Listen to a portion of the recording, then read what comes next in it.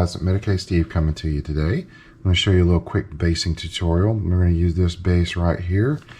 It is from the Slaves to Darkness Eternus Blade of the First Prince model kit. One of my favorites right now. And we're going to use this base because it's kind of big, so it'll be easy to show you what I want to do with it. Added some rocks and skulls for my basing bin. And you can do whatever you like. Some people like it smooth and uncluttered, but this is how I like to approach it. We're going to start with Citadel Color Gray Sear. We'll just give it a quick prime. That way I don't have to do much with the rocks and skulls. I can use my contrast paints and kind of sort of skip a step. I found this Vallejo Thick Mud. It's a nice diorama effects product. There's other products very similar, and you can kind of use whatever you find, whatever you like. Citadel makes them as well. This is just what I started going with. It's a nice neutral color. We'll add some shades to it. I like Agrex Earth Shade. You can use Nuln Oils, you can use greens, even purples, blues. There's all kinds of colors you can make to vary that mud and make it look very different. After that, we'll add a little bit of the Citadel Technical Paint, the Valhalla Blizzard. I like to add a little snow effects. It's just going to go in with my army. There's many manufacturers that make miniature grass and flower tufts. These make market ones, I believe I was able to find at either Michael's or Hobby Lobby, so that's easy to find. These are from the Army Painter, and they're easy to find on the internet as well. After we get through all that, we'll add a little Blood for the Blood guy, just to keep with the Slaves of Darkness theme, and stay tuned. Okay, everyone, we're ready for our next step.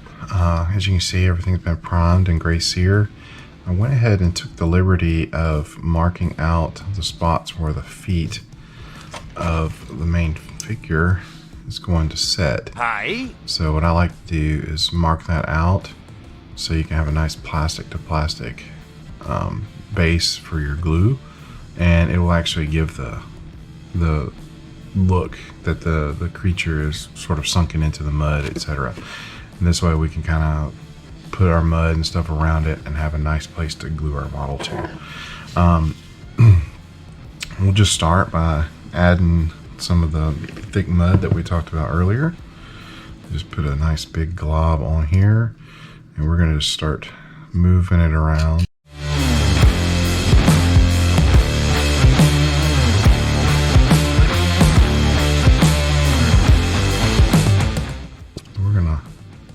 Kind of go with that for now, and I just usually take my finger and run it around the edge here, get some of this excess off, because once it dries pretty hard, and then it makes it easier so you don't have to take a knife and cut it off. So now we'll just sit and leave that to dry. Okay, so our earth shade is dry, so now we're going to look to do a little bit of a dry brush. Just kind of bring up these surface little spikes and bits and irregularities just to make it look like it's, you know, I'm going for a snow base. So let's look for sort of frosty mud, if that makes sense.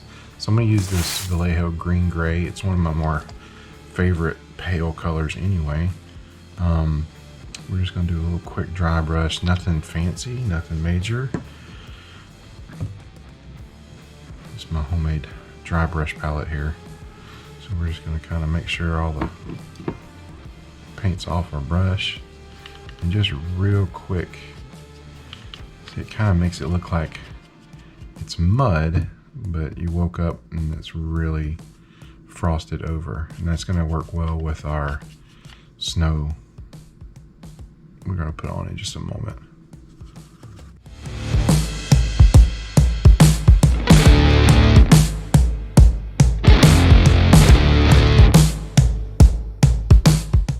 Our goal is going to be to end up with something along this line. Kind of want to make sure you sort of frame your model. I kind of wanted this to look like there was a path where the rest of the army may have gone before, so everything's beaten down and different. So I used some different colors and different textures, different plants and snow. We're not going to add so much stuff to this base because it's not quite that big of a base. So I'll just show you my technique. I like to add the tufts next, So these are our Army Painter tufts and just some tufts I got from a local craft or hobby shop. They all work the same. You just peel them off this little bit of paper right here. And we'll use I like to use super glue to kind of just put a little dot. You don't have to use super glue. Most of these have some adhesive on them. Might have been a little much. We're just going to randomly place these.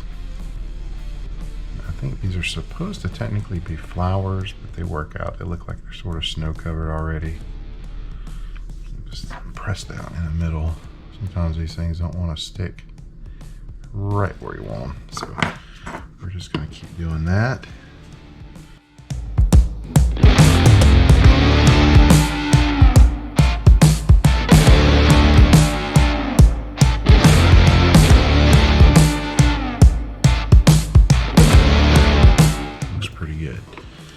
So we'll get our tufts out of the way. Our cap more super glue. So this is a product I've talked about before, the Citadel Warhammer Blizzard. Can't really read it because it's white writing on a white product. But it comes in, you can kind of see inside. It's pretty fluffy, I guess, for lack of a better word. We're just going to take our tool. I just stir it up just a little bit. It does settle, and some of the liquid comes out of it. And that's no big deal. We're going to take just a few little dollops of it here and there. And I'll just put it on here. It looks very bright and really white, but it is snow, so that's kind of what we want. But as it dries, it actually liquid comes out of it or dries out of it, and it starts to look more granular, which is like melty powdered snow. And just think about snow fields or snow covered land or where snow randomly falls. You don't want to stick any snow bits to necessarily a straight vertical surface. I mean, it would never really plaster to the side, especially if it's old snow. It's kind of melting. But we're going to try and tuck some in here as if it had settled on these skulls up top. And it can be rough. It doesn't have to be perfect. It's got its own interesting texture. I don't know if here in the South people eat grits. You don't even know what I mean. It's kind of like grits suspended in some sort of weird medium. That makes sense. So we're just going to keep adding some random snow. All right, and we'll let that dry, and then we'll go on to the very last couple steps, and we'll be done. Okay, guys, all done. The creature's mounted.